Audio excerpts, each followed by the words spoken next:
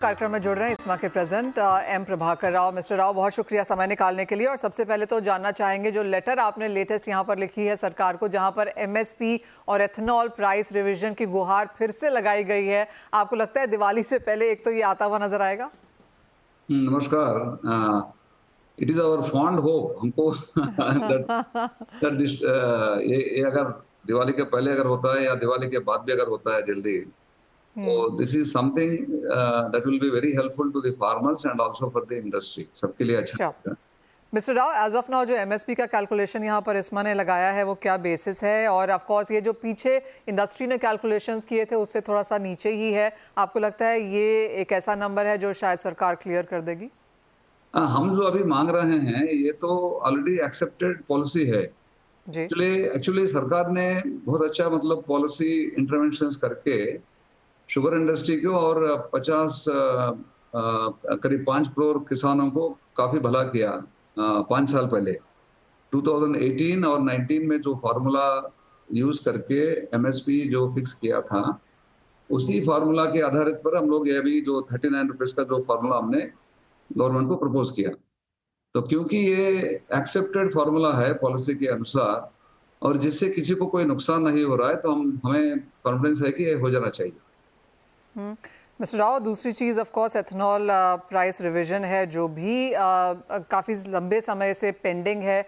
आपको क्या लगता है कब तक आ जाएगा? और दूसरा पार्ट और ये है कि क्रशिंग सीजन, हम यूपी की बात करें, कर्नाटका की बात करें या महाराष्ट्र की बात करें, कब तक स्टार्ट होता हुआ देखते हैं आप?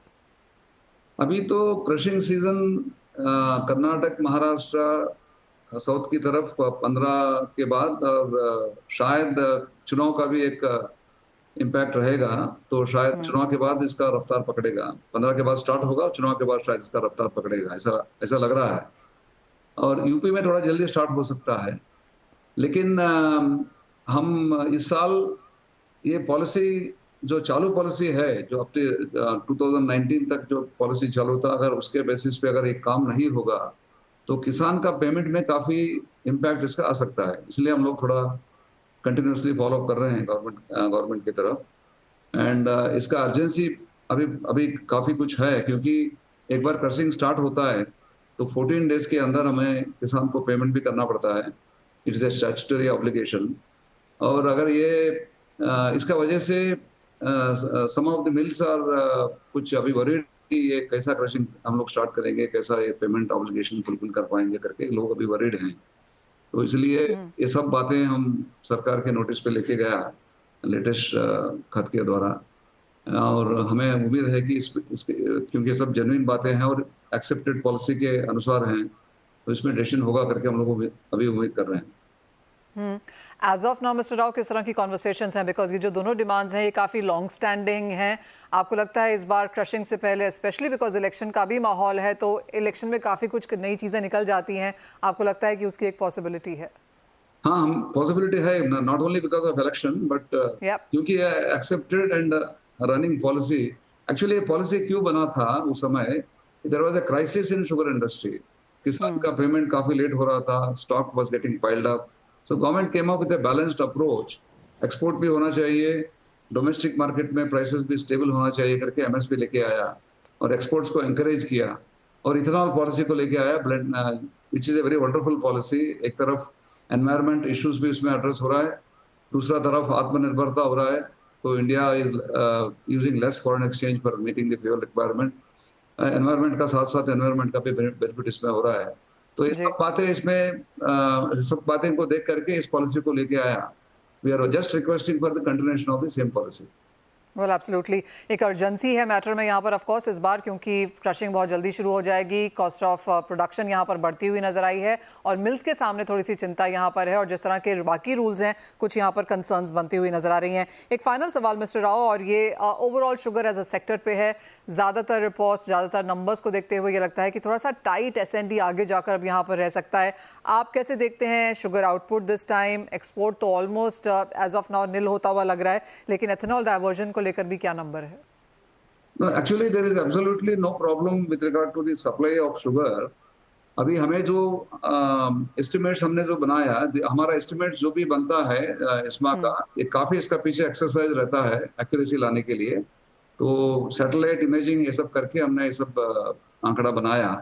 तो 333 लाख टन्स का प्रोडक्शन का अभी एस्टिमेट है। इससे थोड़ा ज्यादा भी हो सकता है क्योंकि बारिशें बहुत अच्छा हुआ। All reservoirs all time record level पे है अभी। तो इसलिए पानी का कोई कमी नहीं है। शुगर केन के लिए पानी का बहुत ज्यादा आवश्यकता है, तो इसमें पानी का भी कोई कमी नहीं है। तो 333 लाख से ऊपर भी प्रोडक्शन होने का संभावना दिख रहा है। अभी जो सरकार का जो ओएमसीज का जो ऑर्डर्स मिला शुगर इंडस्ट्री को, लगभग 40 लाख टन्स का डाइवर्शन हो रहा है। तो क्लोजिंग स्टॉक अगले साल का भी अगर एक्सपोर्ट नहीं किया तो करीब 3 से 3.5 मिलियन 30 टू 35 लाख टन ज्यादा होने का संभावना है। जो नॉर्मेटिव जो क्लोजिंग स्टॉक चाहिए करीब 55-60 लाख टन, उसको ऊपर करीब 25 से 30 लाख टन ज्यादा होने का संभावना है। इसलिए हम लोग रिक्वेस्ट कर रहे हैं कि कैलिब्रेटेड एक्सपोर्ट्स का परमिशन किया जाए।